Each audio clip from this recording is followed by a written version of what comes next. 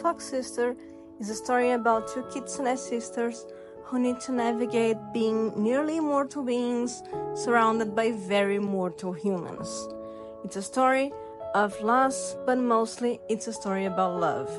The main characters are Saya Morinaka and Rei Morinaka. It's a story that I've had for many years now, and when I was just getting started in the hobby, I saw a couple of sculpts from Loongsoul who I realized were perfect for the characters. They were Loongsoul Meiji and Loongsoul Meiji. So naturally, as soon as I had the opportunity, I got them both for myself. And while I had a few issues with their face-ups, I was happy. In fact, it was being unhappy about their face-ups which led me to do my very first face-up on Saya. And that's what you're seeing right now. And while I did redo her face-up shortly after, I was happy with her for a good while. She was very pretty and her body was very nicely sculpted as well. And I got to do a blushing on it and I was very proud of my work. It was a lot of firsts for me and she meant a lot. But sadly, as time passed on, I realized that something about her just didn't quite make me happy anymore. I didn't have a plan on what to do with her, but I didn't want her the way she was. So I sold her body and I repainted her head, which is now sitting in a closet. So for a while that was that. I had Rei, but I didn't have Saya anymore. And recently, as you may have seen in a different video, I received a Breccia body from Soom, which I bought intending to make a new Saya. So now I present to you the progress of making Saya 2.0. So first, I sculpted her head in Nomad Sculpt, which is an iPad app which I use for all of my sculpting. It's also what I use for making Ren, but that's a story for another video. So once I had the head revised many times and decided that I was happy with it, I still revised her some more. But then I felt that I had actually reached a stage that I was ready to print. So I did that. I printed her on my resin printer. Sadly, she warped a little bit in the printing process. And that's just a thing that happens sometimes. It's all about getting the position correct. I did a face-up on her to see if I could stand how she looked anyway, but I just didn't like it. It bothered me that her face was so long, and even if it wasn't that big of a difference from the sculpt that I had, it still was enough that I wasn't happy with it. So I reprinted her faceplate. The head back was fine, so I didn't need to redo that.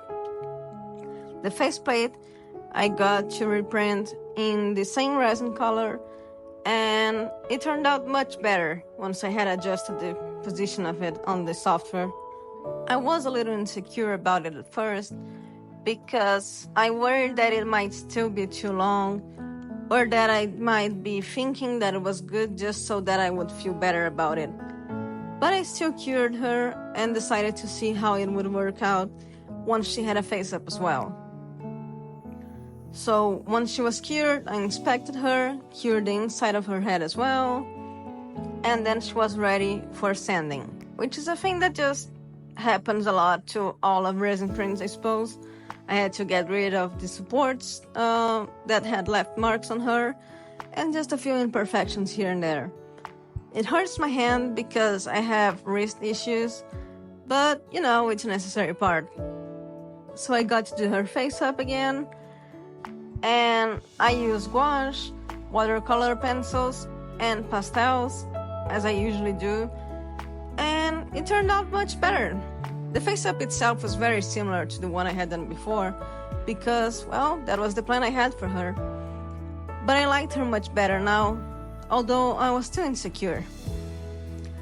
I think in the end, what really got me sold on her was taking her out for pictures.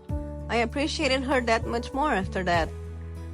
I was also comparing her to the first version of Saya, and for a while I was worried that she wasn't as pretty, but I think she has a lot more personality to her, and she just feels more alive to me. I suppose I could use a lesson or two from the story. Sometimes you gotta let go. So I worked on her headbag to get it to fit the magnets because I didn't make the holes quite deep enough, and then it was time to spray paint her legs. I wanted them to be white, fading into the resin color, and I think I did a pretty good job.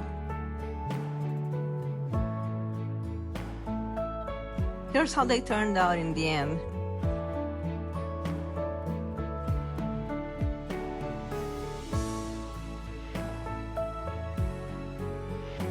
And here's my girl, mostly done. She's still missing her tail and an official outfit or two. Right now, she's borrowing one from Tewa, and it fits her well, but I want clothes that feel like her completely. I'm very happy with how she turned out, and I'm really looking forward to seeing her fully finished. So here's a comparison between the two versions. Which one do you like best? I'm a 2.0 girl myself. If you watched this far, thank you so much for watching and keeping up with my stuff. I hope you enjoyed it. Like and subscribe if that's your thing. And I'll see you next time. Bye!